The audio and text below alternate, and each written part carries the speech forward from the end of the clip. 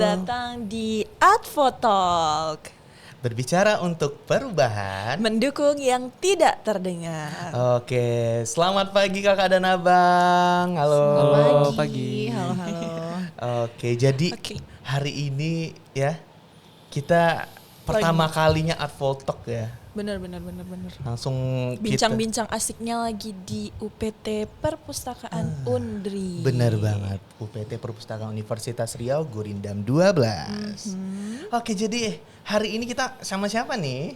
Sama siapa ya narasumber kita, boleh perkenalan diri dulu nih. Kita perkenalan diri ulang kali ya. Iya, Hostnya dulu dong. Boleh. Iya. Aduh, kelupaan ya ini host-hostnya. Lupa. Oke, kenalin, aku Tasya Dian Aulia dan aku merupakan mahasiswi Ilmu Komunikasi Universitas Riau angkatan 2021. Dan teman aku yang di sebelah ini ada siapa ya? Oke, halo kakak abang, perkenalkan nama aku Muhammad Purnama Sadam, biasa dipanggil Sadam, jurusan Ilmu Komunikasi juga sama kayak Tasya 2021. Oke, gantian nih kita kenalannya nih sama dua kakak abang kita yang keren juga pada pagi hari ini. Ada siapa nih? Kakak boleh kenalan? Halo. Aduh, enak banget ya suara aku di sini. Kenalin aku Ara. Aku juga mahasiswa Ilmu Komunikasi di Universitas Riau angkatan 2020. Oke. Kalau abangnya? Perkenalkan, nama aku Rizky Akbar. Mungkin orang banyak mengenal aku dengan namanya Kibar ya. Aku dari Ilmu Komunikasi angkatan 2019. Oke, anak Ilmu Komunikasi semua nih ya Tasdin ya. Yes, namanya juga Advo Talk Himakom. Kalau jurusan lain agak bingung juga Iya, kita ya. bingung kita ya kak ya. Oke kak, sebelum kita masuk ke ranahnya yang mau kita bahas nih, Bener.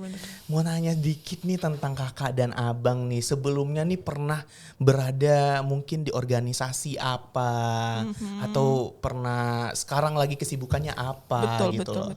Mungkin dari Kak Ara dulu. Boleh. Aku sih kalau dari organisasi dulu sekarang lagi nggak ada kebetulan ya. Tapi dulu aku emang pernah jadi salah satu anggota dari pengabdian masyarakatnya Himakom ya. Terus juga dulu aku ada organisasi forum anak sama Gen Kompak, itu kayak organisasi komunikasi gitulah. Itu sih kalau kesibukan saat ini ya semester 7 ya. Jadi jadi mungkin sedang mengumpulkan niat untuk menulis skripsi sambil freelancing lah ya, dikit-dikit cari cuan ya. Itu sih. Oke, cukup agak, kalau bahas skripsi ini agak deg-degan juga kita. Benar, bergetar gitu ya. Horor guys. Agak horor. Oke, mungkin Bang Kibar. Kalau aku sendiri sih di Himakom ya sebenarnya udah lama gitu ya. Udah sama juga sebenarnya sama aku sama Ara itu sama-sama semester 7, tapi bedanya yang aku plus 2. Boleh lah. Tapi dulu aku Himakomnya juga waktu Bang Kibar Ya. jadi bupnya. Ya waktu itu aku jadi bupatinya. Nah, sebelum jadi bupati aku juga di Himakom itu jadi kabit internal organisasi. Nah untuk sekarang mungkin untuk organisasi yang aktif saat ini cuma Perhumas Muda Pekanbaru. Perhumas Muda. Di Perhumas Muda kira-kira itu di bagian apa tuh Bang? Aku di bagian kreatif, desain dan media partner. Wow, keren banget ya Memang anak ilmu komunikasi ini keren banget sih. Bener. Peres. Aku yakin kalian juga keren. Keren. Pasti sih kak. Iya. Aduh, itu bagus, percaya diri yang oke. Harus confident soalnya. Bener. Biar terjual. Personal branding ya. Personal branding, bener. Oke, gak usah dibilang ya kayak. Oke, kita udah tahu nih Latar belakang dari kedua tamu kita pada hari ini ya Dam. Benar. Aduh, ini dia nih yang akan kita bahas nih agak berat sih isunya ya. Bener. Tapi kita santai aja ya kakak abang ya. Iya, Bener. Iya. Tapi tanggapannya harus tetap serius karena isunya memang cukup berat kali ini. Iya. Jadi pemirsa yang di rumah, kita akan membahas tentang apa Tasya? Tentang kasus bullying. Wow, ini lagi hangat-hangatnya nih ya di kalangan itu, baik di sekolah, di universitas, bahkan banyak banget deh kasus-kasus bullying yang banyak bertebaran di media sosial sekarang ini. Ya, bener banget. Dan kasus bullying ini tidak memandang bulu. Mau itu kamu udah jadi guru, mau kamu itu masih remaja, udah tua, ataupun berumur berapapun, bullying itu tetap terjadi gitu loh. Bahkan Rafathar pun kena bullying. Wow, kena tonjok ya sama temennya kemarin ya. Benar. Gimana tuh? Jadi bullying ini memang adalah tindakan agresif dari seseorang ya, kakak abang ya, untuk memuaskan hasratnya dalam menindas yang lemah. gitu loh. Benar. Jadi kita akan membahas tentang ini tuh kadang teringat gitu loh zaman dulu gitu loh. Oh enggak ya. Zaman kapan itu? Aduh, nanti teman saya nonton. Aduh. Zaman-zaman di wah enggak. Jadi Sadam pelaku atau korban? Kayaknya kedua ya. Setelah jadi korban jadi pelaku. Jadi pelaku, benar. Kebanyakan Enggak. seperti itu Bercanda tuh. ya guys. Kita nggak boleh bullying. Oke. Sebelumnya nih banyak kasus kan tadi kita bilang kan. Banyak kasus yang terjadi di Indonesia. Mungkin yang pernah kita dengar di media sosial yang sempat viral itu yang di Cilacap ya. Benar. Yang seorang anak dibully oleh teman-temannya. Itu dikabarkan sampai koma kalau di berita. Siswanya malah yang berprestasi lagi yang bully itu gimana coba itu? Iya, jadi kayak kok bisa gitu loh. Kok kamu kayak gitu? Katanya prestasi pencak silatnya diimplementasikan dalam bentuk bullying begitu Kakak. Dan Gimana juga, nih? ada juga yang dari UIN kemarin, pasti tahu lah. Tahu nggak Kak? Yang Tahu di nggak? live itu ya. Iya, yang Yes, di live. benar. Itu kan termasuk dalam catcalling ya. Juga termasuk mereka tidak nyaman. Tapi yang malah klarifikasi si Korban. Benar. Benar. Aduh, gimana itu ya teman-teman ya? Gimana? Gimana menurut kalian? Kalau tanggapan Kakak dan Abang nih gimana tuh dengan dua kasus tadi deh kira-kira? Gimana tuh? Mau Bang Kibar dulu atau aku dulu nih? Aku bebas. Silakan dulu mungkin dari perspektif Perempuan dulu nih, Perempuan karena lah. kan Perempuan. korbannya yang perempuan yang si waktu ini itu tadi di ya, UIN, yang Jambi. UIN ya, yang UIN ya. Kalau menurut aku sih, aku kan juga nggak ngikutin sih, tapi tahu kasusnya gitu kan. Itu sih sebenarnya memang keisengan si Coco itu, mungkin karena tahu si cewek itu kebetulan maba.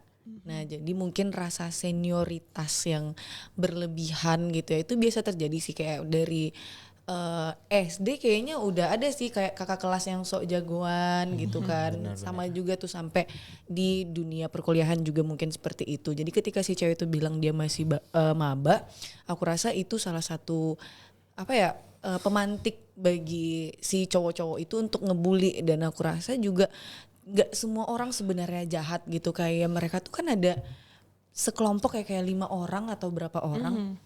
Mungkin itu bisa jadi sebenarnya yang ngebully itu cuma 1 atau 2 gitu kan. Tapi kadang karena itu kebetulan mereka lagi rame, semuanya tuh gak mau ngebully, tapi mau gak mau karena mereka melihat itu, kalau misalnya mau gak mau mereka juga ikutan ngebully secara tidak langsung. Karena kalau misalnya mereka ngebela, mereka juga bakal dibully. Paham gak sih? Jadi Benar. mereka tuh memilih untuk menyelamatkan diri gitu lah. Mereka ada di Sebenarnya bawah tekanan juga sebenarnya. iya. Wah ini kayaknya yang satu ini vokal banget nih buat ngebully. Kalau misalnya aku stand sama si victim, ini aku pasti bakal kena bully juga. Tapi kalau misalnya aku diem aja, aku bakal dikira nggak asik gitu kan. Jadi ya udah deh ikutan aja gitu kan.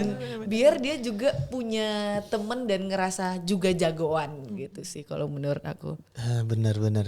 Aduh, jadi kayak stay safe untuk diri sendiri ya. Kayak aduh, daripada aku ikut dibully, mending aku ikutan sama yang lebih ini aja, yang lebih vokal gitu kan. Bener. Tapi Daripada kasihan. dikira nggak asik kan ya. Tapi kasihan sih itu sampai yang si ceweknya yang klarifikasi. Iya. Ya, tapi itu agak awkward dan aneh aja sih menurut aku ya. Padahal dia korbannya kan harusnya. Mungkin lagi nih ya. Karena kan kita nggak bener, kita bukan korbannya gitu ya. Itu kan sebenarnya video bisa dikasih ke pihak kampusnya gitu kan untuk diadukan. Kita nggak tahu nih pihak kampus itu beneran memproses atau enggak gitu. Kalau misalnya pihak kampus itu memang nggak mau tahu, menurut aku sih nggak apa-apa diviralin. Tapi kalau seandainya pihak kampus itu juga masih mau bertanggung jawab dan emang memproses lah, menangani, itu masih ada opsi untuk nggak viralin sih. Karena mungkin kenapa dia harus klarifikasi, di sisi lain kampus ngerasa kayak nama baiknya tercoreng gitu. sih. Mungkin itu kenapa pada akhirnya dia dituntut untuk bikin video klarifikasi ya. Oh iya benar. Mungkin kalau dari Bang Kibar nih gimana nih? Kalau dari aku sih sebenarnya gini, setiap kejadian itu pasti ada motifnya gitu. Oke. Bullying itu pasti ada motifnya, pasti ada background di belakangnya apa. Mungkin seperti yang dijelasin tadi ya, bahwa mungkin karena mahasiswi tadi merupakan seorang maba gitu, mahasiswa baru, dan yang ini adalah senior gitu. Mungkin indikasi awalnya itu adalah caper. Tapi seringkali seorang pelaku bullying atau pelaku perundungan itu merasa dirinya lebih superior ketimbang yang dia rundung, yang dia bully gitu. Jadi karena ada rasa superioritas, rasa lebih unggul, maka dia cenderung untuk merundung seseorang gitu. Itu seperti itu. Jadi terus bagaimana penanganannya? Mungkin belum dapat tindak lebih lanjut, tapi saya sudah pernah melihat bahwa adanya klarifikasi baik dari korban maupun juga pelaku. Namun saya melihat bahwa pelaku itu melakukan klarifikasi dengan secara beramai-ramai dan juga kondisinya seperti membaca teks, mungkin seperti itu gitu. Jadi kayak mungkin ada tekanan juga dari pihak kampusnya untuk menyelesaikan dan membuat klarifikasi, mungkin seperti itu. Iya, jadi kalau membahas tentang tekanan nih, banyak tekanan yang masuk ke kita gitu kalau kita sebagai korban gitu. Jadi bingung juga kita sebagai penonton ataupun pembaca berita ya. Benar. Jadi kenapa gitu loh.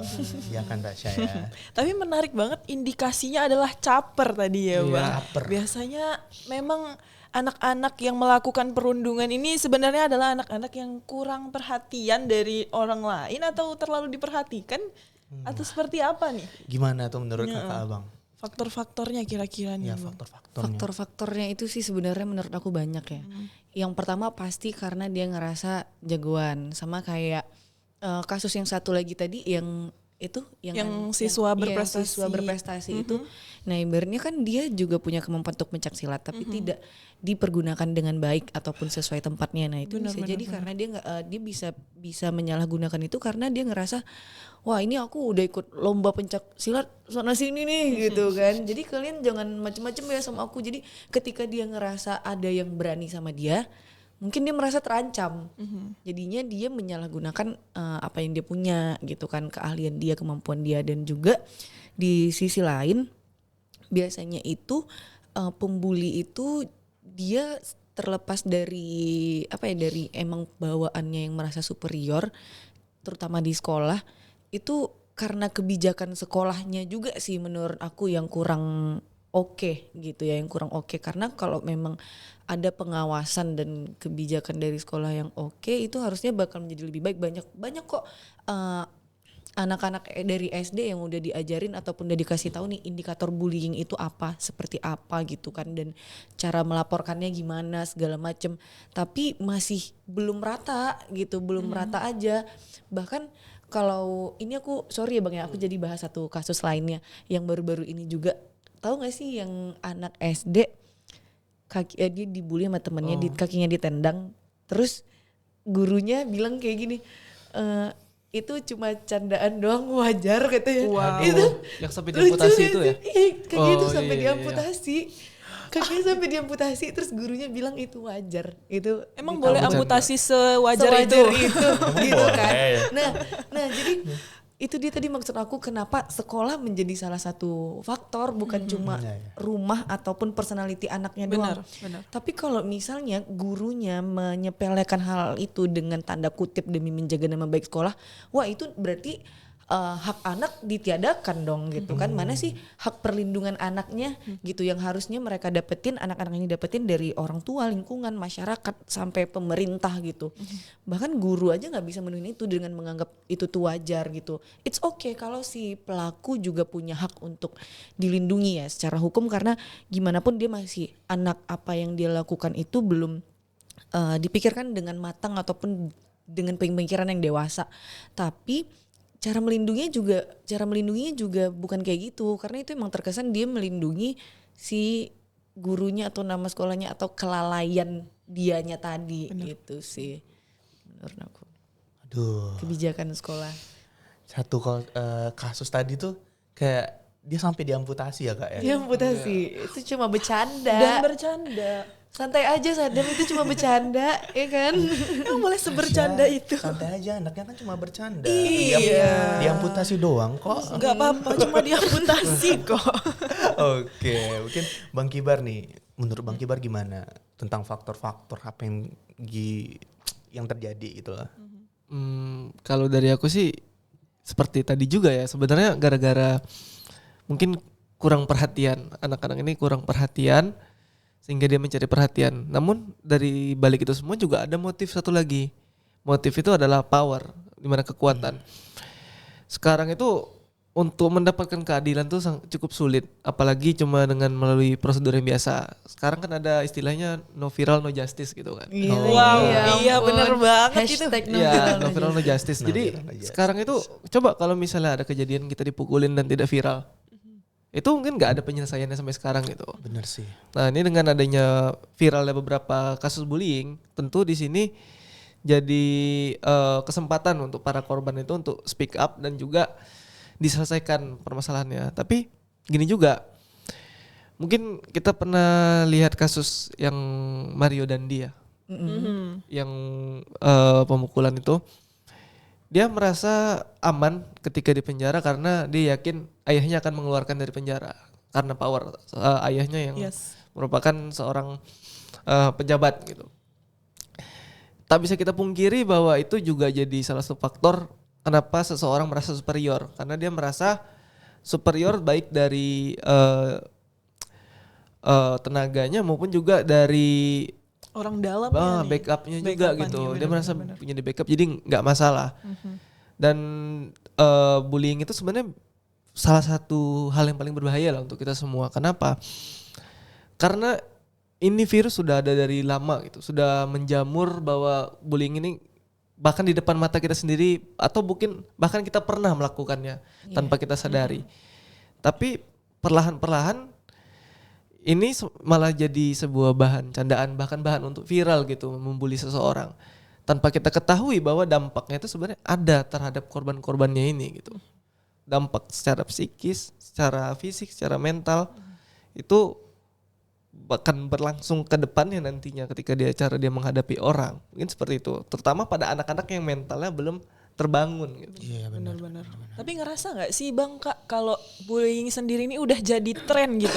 Kayak kita baru dengar satu kasus tapi abis itu kasus-kasus lain mulai bermunculan. Jadi kayak sebuah tren yang emang diikutin sama mau anak-anak kuliah, mau itu anak-anak sekolah gitu. Jadi kayak apa ya Dam? Jadi ya sebuah tren yang emang kalau viral terus orang-orang jadi ngikutin gitu. Benar. Jadi kayak hal negatif yang dibudayakan gitu Benar, di Indonesia gitu. Nggak cuma bunuh diri tapi kayak bullying sekarang ya juga ikut tren gitu di kalangan masyarakat. Benar sih, kalau menurut aku ya bullying itu menjadi tren itu balik lagi karena media sosial. Mungkin kalau tadi Bang Kibar bilang no viral no justice, bagi aku oke sih kita menegakkan keadilan itu dengan viral misalnya gitu. Tapi balik lagi kita tuh kapan sih waktu yang tepat untuk kita ngeviralin? Menurut aku apa sih alasan kita untuk ngeviralin? Kalau misalnya memang justice-nya tadi nggak tegak gitu ya, nggak dapet, terus mau diviralin, menurut aku sih it's okay. Tapi selagi justice itu masih bisa diusahakan ataupun diupayakan, nggak perlu diviralin. Sama kayak tanggapan aku soal yang di UIN tadi gitu kan. Apalagi dengan gampangnya akses internet buat anak-anak sekarang ini. Benar. Aku nggak mau nggak mau ngitung ataupun nganggep anak yang udah 18 tahun ke atas lah ya. Menurut aku 18 tahun ke atas itu harusnya udah bijak menggunakan sosial media, menggunakan internet dan lain sebagainya. Tapi setidaknya itu media sosial itu punya filter untuk anak-anak yang masih kategori usia anak. Jadi kayak kalau misalnya di YouTube itu kan ada tuh konten ini untuk orang dewasa. Biasanya kreatornya tuh pasti ada pilih kan, tonton ini cuma untuk orang dewasa atau bisa ditonton oleh anak-anak juga atau tidak gitu. Nah maunya tuh pengennya Instagram atau sosmed TikTok, lainnya tuh bener-bener. punya yang kayak gitu juga, karena orang yang ngelihat konten itu kan bisa menyerap energinya ya, bisa menirukan, mencontohkan, dan itu juga belum semuanya yang bijak gitu. Sekalipun anak SD, sampai yang juga ada kasus lain lagi yang aku tahu itu ada puluhan juga deh kayaknya, puluhan anak itu cutting Aduh, barcode kalau bahasa barcode. lainnya juga. Iya ya, barcode ya. Puluhan anak itu satu kelas atau satu sekolah itu mereka cutting karena ngelihat video di TikTok gitu loh. Kayak yang aduh tolong dong. Jadi kayak ini kan mereka masih SD ya kan. Mereka tuh belum paham ini apa. Oh, apa ini seru ya kan. Kayak coba diambil pisau kata dia kan. Tapi ternyata ini sakit ya, dan mereka seragam gitu kan, kayak udah seragam sekolah bareng-bareng gitu loh. Jadi menurut aku filter-filter di media sosial, terus pengawasan ya. Kalaupun belum ada, oke nih kita belum punya fitur yang kayak gitu untuk filter usia, tapi setidaknya pengawasan orang tua, tolong dong jangan anak dikit-dikit dikasih handphone gitu. Masih banyak loh hal-hal lain yang bisa dieksplor dan bisa mereka mainkan. Jadi jangan, kalaupun iya udah kasih YouTube yang emang buat kids gitu loh. Itu sih filter dan pengawasan. Iya benar banget. Jadi kayak sebenarnya pengawasan dari orang tua tuh juga berpengaruh penting ya. Sangat banget malah. Jadi kayak jangan cuma bergantung di sekolah. Bener. Kadang di sekolah pun kita nggak tahu lah ya di sekolah ya gimana ya Bu ya. Oke. Jadi kadang nih ya Kak, Abang ya, pembuli ini terkadang dia berlindung dari kata baper banget sih gitu. Kayak itu aja masuk dalam hati gimana sih gitu. Dipukul doang nangis, cengeng banget kayak gitu. Jadi kayak pembuli itu bisa berlindung dari kata-kata itu dan semua hal yang termaksud dalam bully, misalnya di media sosial contohnya kan. Alah gitu aja baper gitu. Mungkin seorang content creator yang diserang sama netizen nih, diserang mungkin di body shaming atau apa segala macam. Terus dia melakukan atau membuat video yang menunjukkan insekuritas diri dia. Itu mungkin pasti komen-komennya tuh alah baper diginiin aja baper apa segala macam. Banyak sih yang di konten-konten TikTok yang seperti itu ya Kakak Abang ya. Benar. Oke, jadi mau nanya nih Kakak sama Abang. Bagaimana sih seorang remaja ataupun siswa atau siswi itu bisa merasa aman dan nyaman ketika melakukan pendidikannya di sekolah, itu ketika mereka terasa dibully dan mereka langsung bisa melaporkan ke pihak yang berwajib tuh gimana tuh di dalam dunia pendidikan? Atau harus kita membuat sebuah program gitu? Oke. Kalau misalnya bicara harus melapor ke siapa, sebenarnya kita mungkin dari Himakom juga bisa bergerak gitu. Bergerak dalam hal pengadvokasian ya, bahwa ada sebuah kejadian yang terjadi. Mungkin sebelum-sebelumnya kita juga pernah kayak ada kasus pelecehan seksual. Benar. Itu kita coba selesaikan sama-sama juga ada gitu. Sebenarnya ini bisa ada, dan aku harap juga mungkin Himakom bisa membuat campaign terkait awareness lah terhadap bullying gitu. Karena bullying sendiri pun juga seperti dengan kebutuhan kita pada saat ini adalah bahwa zaman berkembang tentu bahkan bullying pun juga berkembang gitu. Dari yang awalnya bullying tuh secara verbal, secara langsung, mungkin dengan kekerasan, bahkan sekarang juga ada cyberbullying gitu. Dan juga motif orang bullying itu juga beragam-ragam gitu. Ada yang mungkin cuma sekedar iri, dan kemampuan seorang bully ini ternyata manipulatif gitu. Ternyata dia bisa memanipulasi kita yang dibully nih sebagai korban malah menjadi sebuah pembenaran untuk dibully gitu. Iya. Nah dulu mungkin kita sering dengar kata kayak sekedar bercanda atau cuma ceng-cengin aja lah gitu. Tapi sekarang Baper-baper tadi ya. baper-baper tadi itu udah berubah, serapan katanya menjadi bully gitu. Padahal kata bully ini sebenarnya konotasinya sangat-sangat negatif gitu. Tapi Mungkin kayak misalnya kemarin MU kalah dibully gitu kan. Nah, Aduh. itu kan semua penggunaan kata yang baru lah gitu terkait bully itu sendiri gitu. Iya bener banget. Atau ada tim yang kalah dibully gitu. Cuma konotasi bully sampai pada hari ini saya menganggapnya negatif gitu. Karena agar kita selesai daripada permasalahan ini adalah sebenarnya sama-sama kita itu stand up against the bully.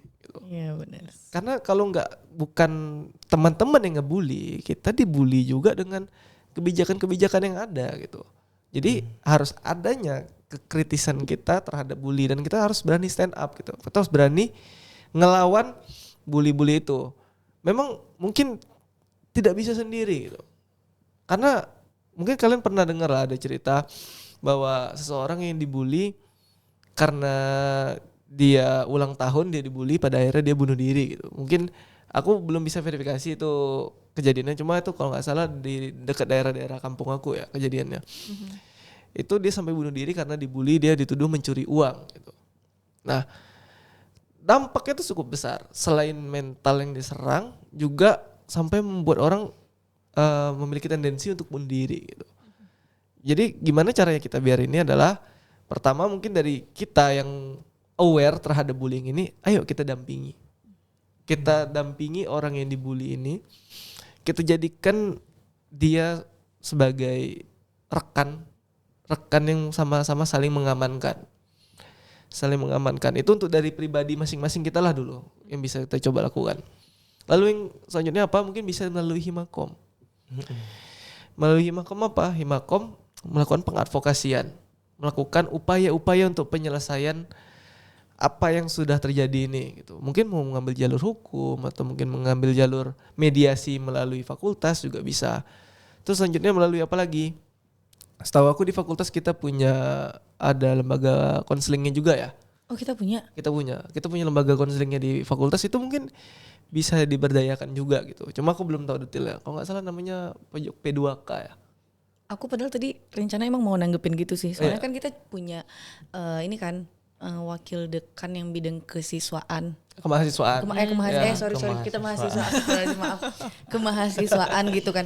Mungkin kalau misalnya bisa wakil dekannya itu juga yang kompeten akan akan konseling kayak ada ilmu psikolognya juga atau segala macam, atau di dalam ruangannya bisa dihadirkan juga ruang konseling Ruang gitu. mediasi. Kalau itu sebenarnya sudah ada di FISIP sendiri, udah ada ruang konseling. Nah itu Sama juga bisa digunain selain hanya untuk mungkin kan kita aware kali dengan kasus pelecehan seksual, tapi bullying ini nggak lebih rendah daripada pelecehan seksual itu sendiri karena mempengaruhi juga terhadap kebebasan seseorang gitu. Hak-hak dia sebagai manusia juga terancam karena dibully ini. Benar. Kita nggak ada mau kehilangan lah, kita nggak ada yang mau ada korban lagi terhadap bullying ini yang pada akhirnya sampai pada titik bunuh diri karena dia frustasi tiap hari dibully gitu. Mungkin kita di sini juga semua pernah ngerasain apa rasanya dibully gitu. Ya karena saya pribadi juga salah satu korban pada saat dulu gitu. Ya luka fisik ada, sampai luka yang menyayat di hati pun hingga pada hari ini masih ada juga gitu. Cuma bagaimana tetap bisa bertahan ya karena teman-teman yang saling membantu gitu, saling menguatkan. Udah pokoknya tenang aja, kita jalanin sama-sama. Karena cuma butuh itu, orang-orang yang dibully itu orang-orang yang bisa tersudutkan dan cuma perlu ditemanin supaya dia bisa tetap kuat menjalani hidup. Mungkin seperti itu kalau dari aku. Waduh, mulai haru nih ya matanya bagaimana. Agak dalam karena pengalaman langsung gitu kan. Benar. Nah aku mau tambahin nih, boleh ya? Boleh. Itu kan tadi mungkin untuk kita yang mahasiswa gitu. Balik lagi pertanyaan tadi, kalau misalnya remaja atau anak-anak itu menurut aku terlepas mereka perlu diedukasi soal bulinya, mereka juga perlu diajarkan untuk bagaimana cara menerima ketika mereka dibully gitu loh. Bagaimana cara mereka menanggapi ketika mereka dibully. Karena ada juga case yang pasti ketika kita dibully kita bakal bales balik, tapi balesnya dengan cara yang nggak benar gitu kan. Jadi ya akhirnya itu tadi korban jadi pelaku. Betul Iya kan? Banyak Ya, kan benar. seperti itu sih Kak. Nah, jadi aku rasa anak-anak itu juga perlu diedukasi soal bagaimana mereka memberi tanggapan ketika mereka dibully, cara penerimaannya seperti apa. Mereka harus tahu apa yang mereka lakukan. Kayak misalnya tadi aku cerita kita tuh anak-anak itu punya hak untuk dilindungi. Dia harus tahu nih kalau dia nggak berani ngelapor ke guru, minimal dia ngelapor sama temennya. Biar temennya ngelapor ke guru gitu, atau temennya ngelapor nanti di rumah ke orang tua, atau dia langsung yang ngadu sama orang tua. Tapi beberapa case juga ditemukan bahwa anak-anak itu nggak berani ngadu gitu. Karena apa? Menurut aku karena mereka nggak dikasih tahu. Mereka tuh nggak dikasih tahu kalau mereka tuh boleh ngadu. Dan kalau mereka ngadu tuh pasti kayak yang pengadu pasti bener kayak gitu kan. Kalau kalian Buliannya beda lagi. Iya gitu kan. Dia bulinya ditambah loh Bener, gitu kan. Ditambah bener, loh bener, dibilang pengadu gitu kan. Nah, jadi emang perlu kenapa tadi namanya juga hak perlindungan ya? Emang perlu perlindungan untuk si korbannya ini tadi. Jadi ketika si anak ini ngadu, kadang guru ataupun orang yang dituntut untuk menyelesaikan masalah yang menjadi mediator ini juga gak bijak menurut aku ya. Dengan misalnya dia bilang, itu tadi si ini ngelapor sama saya kalau kamu gini-giniin dia. Ya gimana masalah yang mau selesai, yang ada besoknya dia dibully lagi, ya kan? Bener banget, bener. Dianggap bodoh amat aja gitu ya. Iya, jadi kayak yang walaupun si mediatornya berusaha untuk menyelesaikan masalah, tapi caranya itu kurang tepat menurut aku ya, karena dia misalnya mention nama si pengadunya, jadi kayak yang ini masalah jadi makin bertambah gitu. Dan terlepas dari itu, kalau untuk anak-anak menurut aku perlu banget konselingnya itu yang per minggu masuk kelas jadi mata pelajaran, paham gak sih? Paham. Paham. Nah mungkin itu mereka mungkin guru BK-nya tuh ke kelas bukan untuk ini ya, ayo siapa yang dibully atau siapa yang punya permasalahan hidup hari ini ngadu ke ibu, bukan. Mungkin nggak gitu Seringnya kayak gitu ya. Malah Saya, nyari. Bu, Iya saya, gitu. Saya masa hidup saya banyak. Iya gitu. Iya kan. Jadi maksud aku tuh biar guru BK-nya itu lebih dekat sama anak, satu. Terus yang kedua mungkin bisa diisi materi-materi. Kalau konselor itu kan lebih ke bidang psikolog ya. Psikolog. Aku rasa banyak sih yang bisa diajarkan sama anak-anak. Mungkin kalau nggak tahu mau ngajarin apa juga ya udah mewarnai aja deh kalian, atau ngobrol aja deh gitu, bikin sesi sharing hari ini bahas temanya apa gitu. Setidaknya anak-anak itu merasa lebih dekat sama si konselornya. Jadi ketika dia mau ngadu, mereka tuh nggak ngerasa takut gitu ya. Benar. Terus juga dengan adanya pendidikan konseling itu tadi, anak-anak itu juga jadi ngerasa wah ternyata ke ruang BK itu nggak seburuk itu loh punya masalah, konseling itu nggak seburuk itu punya masalah, itu juga bukan suatu hal yang salah gitu. Karena identiknya anak sekolah itu kalau udah masuk ruang BK, wah kasus apa Bakal nih? diadilin Bener gitu. banget Benar-benar. Pasti Iya sih. kan? Identiknya Wah, bakal diadilin identik bukan untuk bisa mengadu. Iya, Benar-benar. wah kasus apa nih? Jadi yang biasa masuk ruang BK tuh udah pasti pelaku. Pertanyaannya, ini si korban kapan ngadunya ke ruang BK ya kan? Iya, bener, Karena yang masuk itu tuh pasti pelaku. Kalau dipanggil ke ruang BK ini pasti pelaku. Dia jahatin siapa ya? Dia ngapain ya? Kenapa kita tuh nggak berpikir kalau atau membiasakan kalau wah dia kenapa ya, kira-kira dia bakal cerita apa ya dia dipanggil ke ruang BK, mungkin tadi dia ada bikin janji apa gitu sama sama gurunya buat konseling gitu. Nah hal-hal seperti itu sih menurut aku yang perlu diedukasi atau dibiasain lagi ke anak-anaknya. Tapi itu udah dibentuk dari budaya di sekolah juga sih Kak, bahwa ya ruang BK adalah ruang eksekusi untuk anak-anak nakal ya. Benar banget. Kalau nggak nyakitin orang lain, udah nggak datang seminggu. Bener. Atau nggak cabut ya.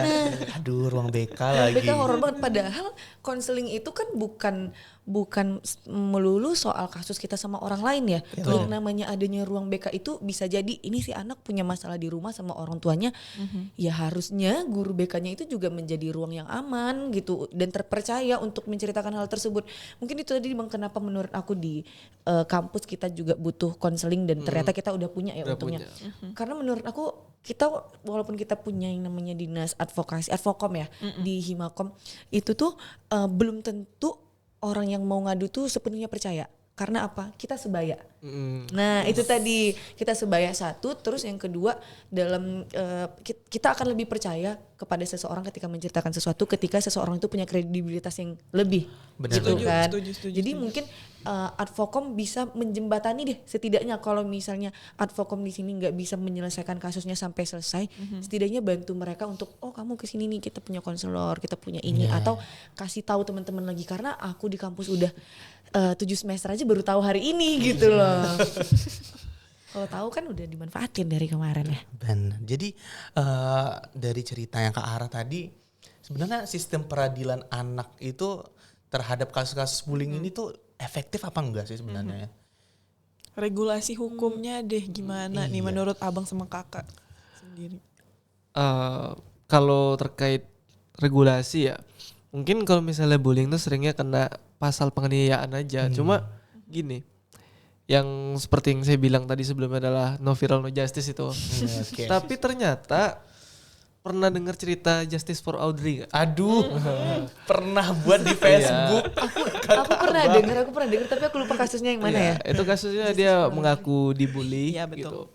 Mengaku dibully bahkan sampai ada kekerasan yang berbentuknya grafis lah gitu bahwa memang sampai separah itulah diceritakannya. Tapi pada nyatanya ternyata tidak seperti itu. Oh, gitu. I see. Di-prank. Ternyata di prank se-Indonesia. Oh Nah, my god. ini kan juga jadi presiden yang buruk buat kita semua gitu bahwa ternyata lah bullying ini ternyata orangnya cuma sok-sok jadi korban aja gitu. Atau cuma pura-pura aja untuk mencari perhatian kan.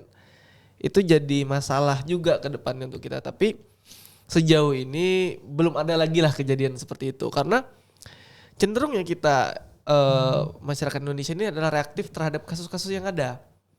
Ya seperti mungkin kayak kasus Ferdy Sambo. Itu kita langsung reaktif. Bunuh. Ada kejadian dikit, bunuh. Itu kayaknya disensor gak sih nanti? Oh iya. Gitu kan. Tolong ya. Mungkin istilahnya selalu dengan kekerasan harus dibahas dengan kekerasan. Selalu seperti itu gitu. Nggak ada substansi hukum yang jelas gitu untuk itu. Tapi pada akhirnya kenapa harus viral dulu? Supaya itu jadi perhatian dan semua orang mengawasi penyelesaian kasus itu sendiri. Yang kayak Mario Dandi pada akhirnya dihukum kan. Coba ketika pada saat itu nggak viral gitu. Atau bahkan orang-orang tidak memperjuangkan keadilan itu. #kawal sampai tuntas. Iya, kawal sampai tuntas. Kalau nggak ada, Sampai tuntas teman-teman. kalau nggak ada ya nggak akan selesai gitu kasus itu. Kalau untuk penegakan hukum, tapi yang menjadi concern adalah untuk anak-anak yang di bawah umur gitu. Untuk anak-anak yang di bawah umur melakukan pembulian, sebenarnya kalau sampai di penjara ataupun ditangkap sama polisi, saya rasa tidak begitu efektif. Karena mereka sendiri mentalnya belum jadi gitu. Belum bisa membedakan mana yang baik dan mana yang buruk gitu. Bahwa tindakan-tindakan mereka itu terinfluence dari apa yang mereka tonton, dari apa yang mereka lihat tiap hari. Kita nggak tahu ternyata tukang bullying ini tiap hari dia ngeliatin bahwa misalnya papanya tuh mukulin mamanya tiap hari. Dia lakukan itu juga di sekolah karena dia mencontoh gitu. Kita kan nggak tahu itu terjadi gitu. Kita nggak bisa lihat juga background bullyingnya itu apa, motifnya apa, kita nggak tahu. Makanya itu penyelesaiannya sebenarnya cukup tricky gitu. Karena seorang pelaku bisa juga sebelumnya adalah seorang korban yang disakiti juga sebelumnya. Pada akhirnya dia menjadi pelaku. Dan ketika dia menjadi pelaku, dia merasa bahwa ternyata diri aku tidak sehina itu dan aku lebih superior daripada orang-orang ini. Aku juga harus bisa menjadi Aku juga pembuli. harus bisa. Katanya. Benar. Dan yang paling sulit tuh karena dia faktor internal sebenarnya Iya, yang mendorong dia benar. menjadi pembuli. Itu yang paling susah untuk diselesaikan karena dari dalam rumahnya, dari ranah dalam dirinya sendiri itu yang lebih sulit sih kayaknya untuk diselesaikan lagi. Kadang nggak sadar loh orang tua tuh ya kalau aku ngelihatnya ya. Aku kan kita semua pasti kadang ngelihat sebuah keluarga atau orang gitu mau lewat atau misalnya lagi makan. Kadang candaan-candaan keluarga orang tuh lucu gitu bagi aku ya. Misalnya nih ini anaknya lagi belajar bicara gitu kan nih. Anaknya belajar bicara. Terus tantenya datang. Nanti tantenya mamanya bilang sama tante jelek. Pernah gak sih? Pernah. Yang kayak wah dijadiin candaan nih sama nih kayak bu guru tadi gitu kan. Jadi menurut aku itu dimulai dari hal-hal kecil yang seperti itu ya. Mungkin yang orang gak sadarin. Tapi ternyata pas dia gede dia ngerasa kamu jelek, ini jelek gini-gini. Tapi mereka ngerasanya itu bercanda gitu loh. Itu sih salah satu faktornya jadi juga. Terus juga kalau soal hukum tadi balik lagi kita kan punya KPPPA ya. Kementerian Perlindungan Perempuan dan Anak gitu kan. Nah, setiap anak yang berkasus itu pasti mereka akan dampingin balik lagi gitu, itu kasusnya seperti apa. Kalau misalnya dia pembunuhan emang kriminal gitu ya, kriminal itu pasti ada dampingan dari mereka, kayak sekalipun mereka dijebloskan ke penjara kan juga ada penjara anak gitu ya. Tapi kalau soal bully ini itu setahu aku ya, correct me if I'm wrong buat penonton juga, kayaknya nggak ada deh kasus bully yang misalnya soal ejek-ejekan atau apa segala macam itu sampai masuk penjara gitu. Karena balik lagi, terlepas dia di bawah umur, terus juga tadi yang Bang Kibar bilang mereka belum mateng segala macam. Bagi aku untuk dihukum balik dengan cara yang nggak benar tuh juga bukan solusinya. Sesimpel dikeluarin dari sekolah bagi aku bukan solusinya gitu. Karena harusnya mereka tuh direhabilitasi. Iya. Mereka tuh harusnya direhabilitasi. Nah yang salah nih apa nih? Karena aku ngelihat tuh rata-rata kasus tuh, oh dia bermasalah di sekolah, dia udah ngebully sampai misalnya tadi yang kakinya diamputasi misal.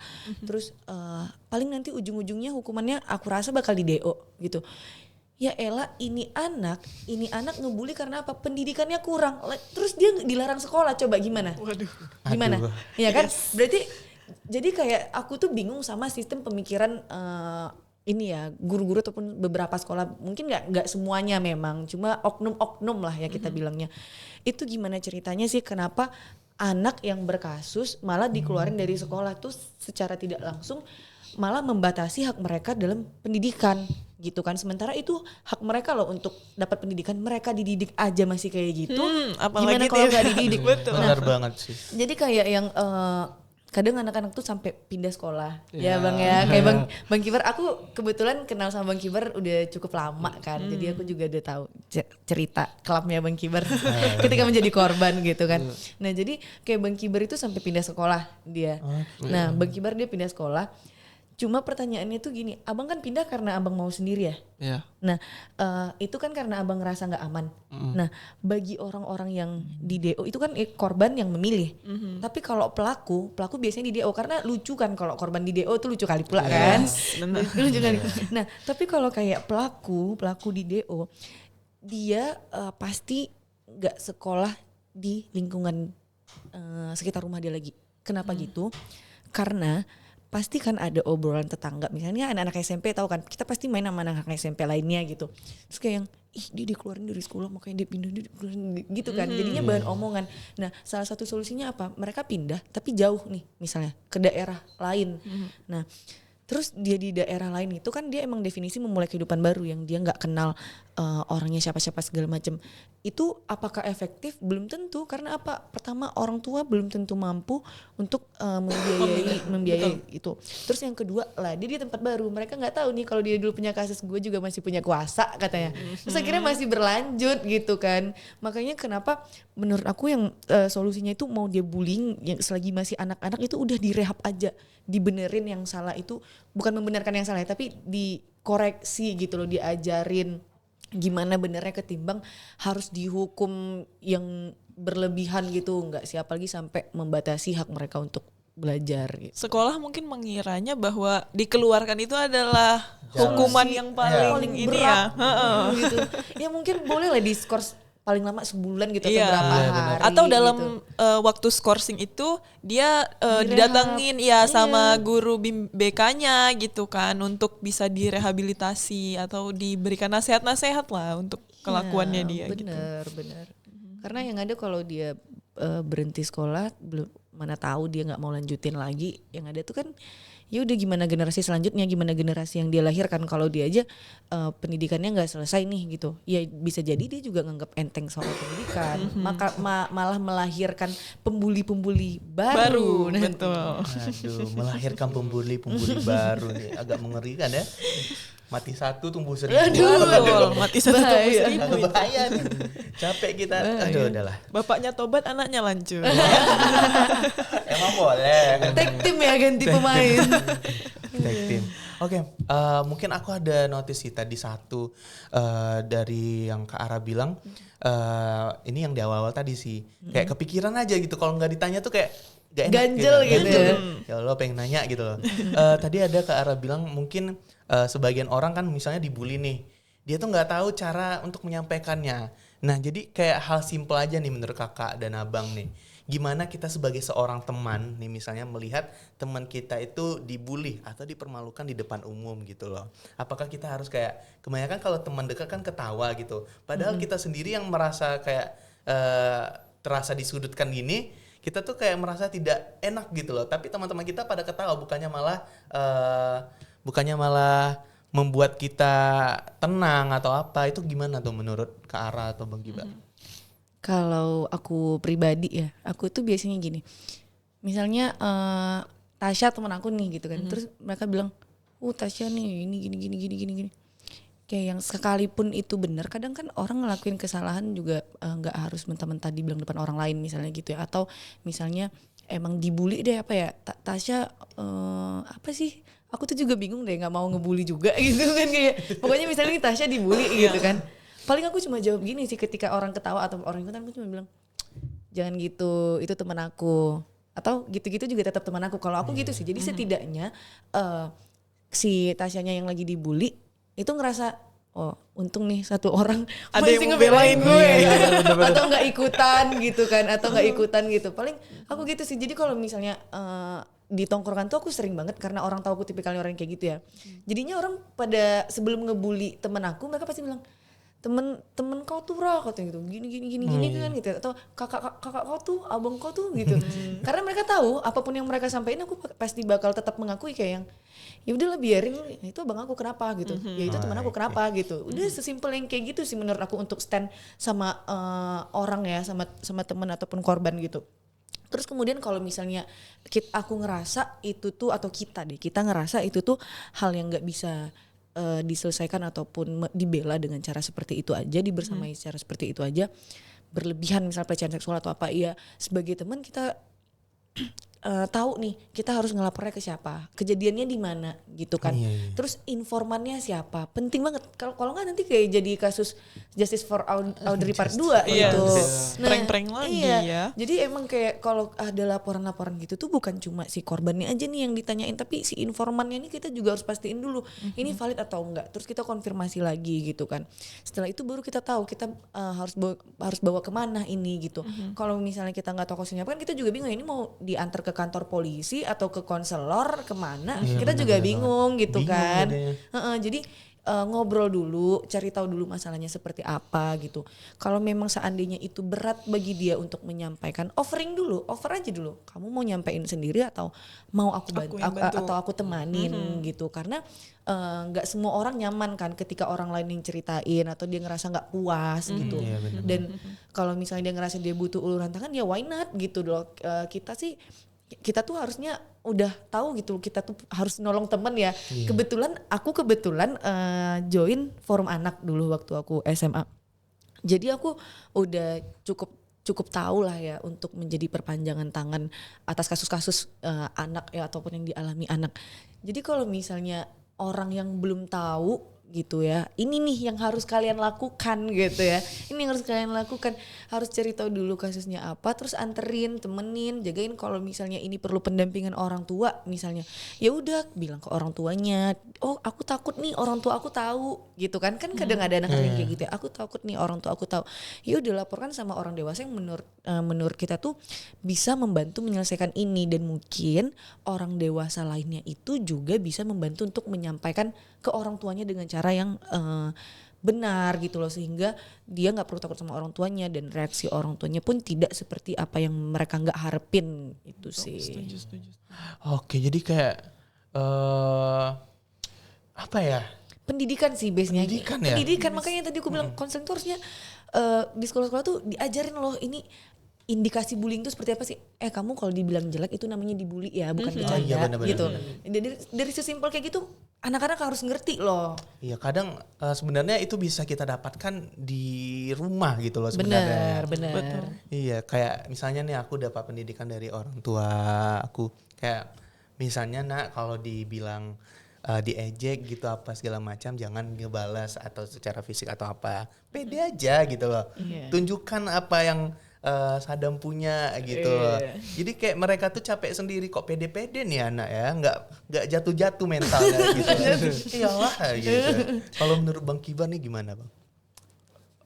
Terkait bullying nih ya, aku mungkin ingat dulu di sekolah tuh banyak tulisan kayak bebas perundungan, bebas iya.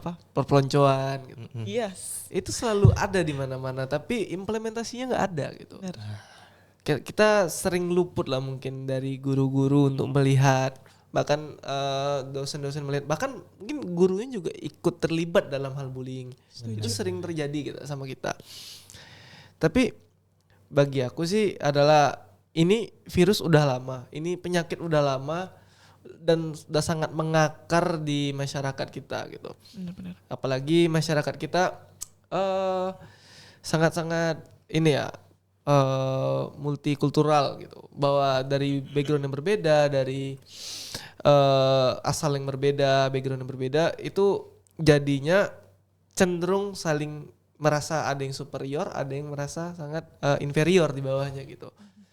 Dan ini selalu terjadi. Yang bisa kita laksanakan adalah, ayo kita kalau ketika ada bullying, kita dampingi, kita temani orangnya, kita jangan sampai biarkan korban itu sendiri.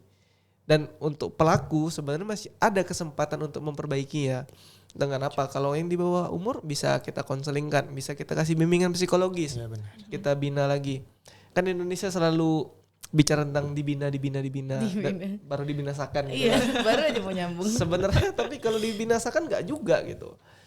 Karena dia itu adalah insan yang ada gitu. Kalau dia dibinasakan, berarti percuma ada pembinaan kalau pada akhirnya dibinasakan gitu. Iya, Dibina sampai dia bisakan. Iya. Nah. Kalau nggak gagal dong. Gagal. Iya, pembinaannya udah gagal duluan Iya. berarti. Itu dia, kita hilangkanlah pembinasaan terhadap insan-insan yang ada. Mungkin gitu. Aduh. Jadi teman-teman ya, ingat ya jangan ngebully orang gitu. Bener, aduh ya Bisa. ampun. Sensitif banget loh ini. Soalnya masalahnya bukan hanya menyangkut fisik kita, tapi Ya, juga mental, bener. Aduh. Jadi kayak teman-teman dengan perkataan kita gitu loh, teman-teman nonton di rumah ya, halo gitu.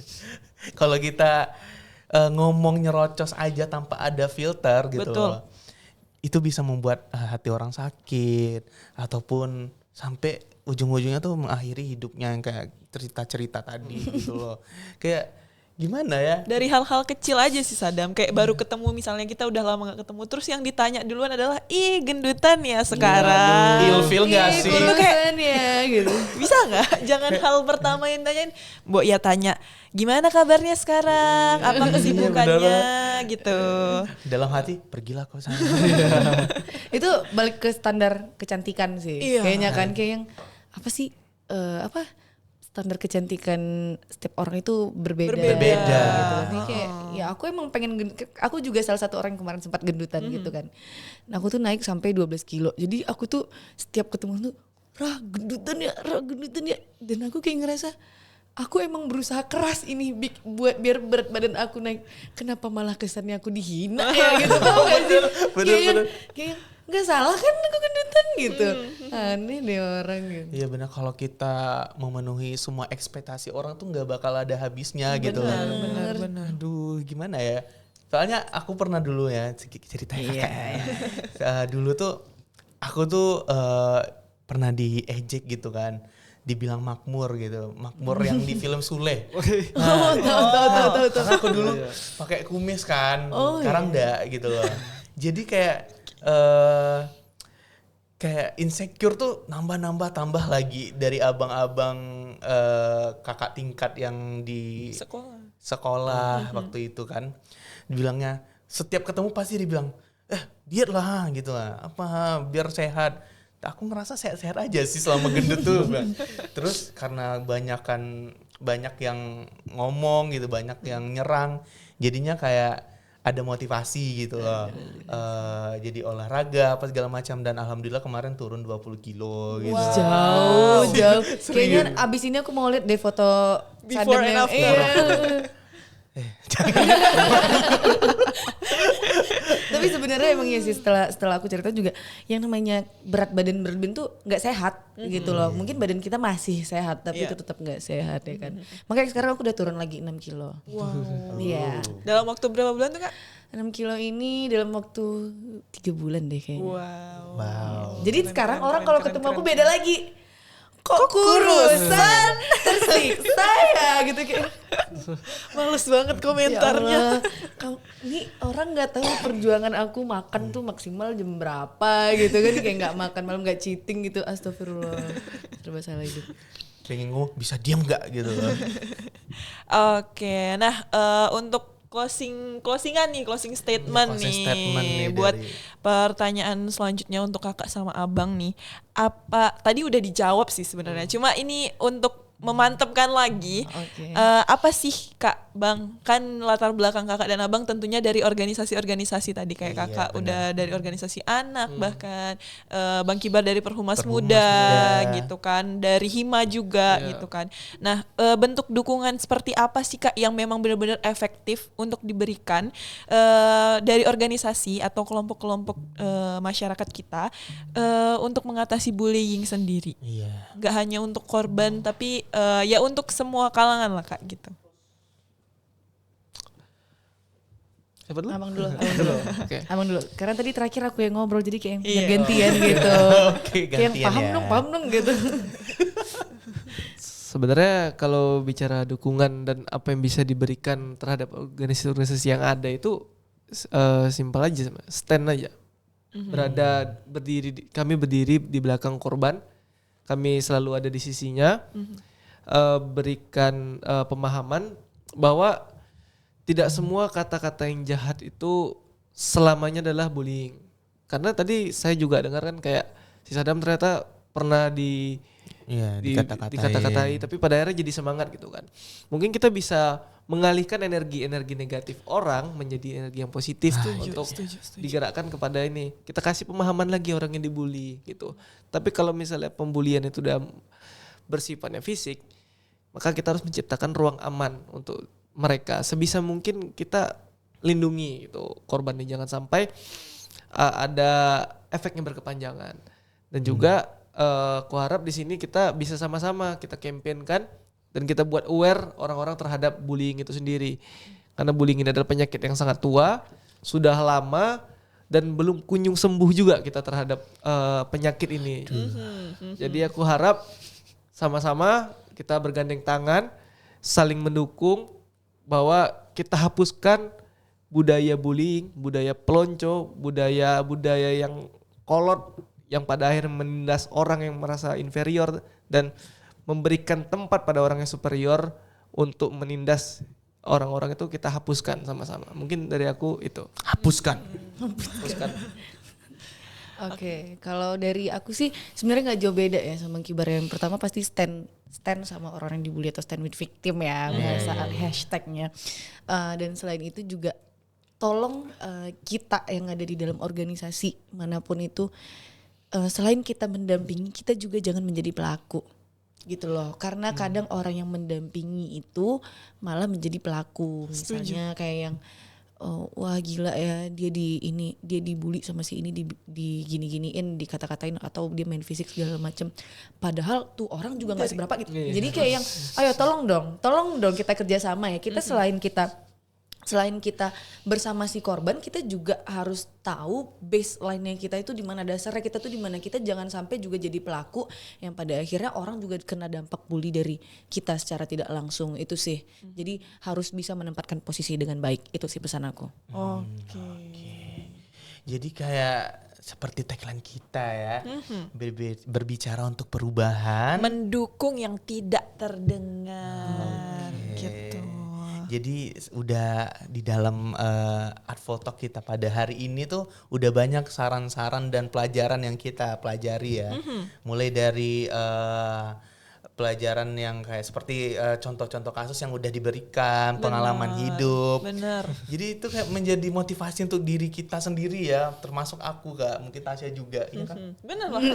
Soalnya Mana saya tahu juga Tasya korban nih. Korban, sama kita korban semua di sini ya. Bagaimana cara memfilter tadi ya kak, Ya, tontonan di memfilter. media sosial, gimana pola asuh orang tua, apalagi guru-guru, dosen kita, bagaimana lingkungan kita mendukung sikap dan perilaku, pembentukan karakter lah istilahnya begitu.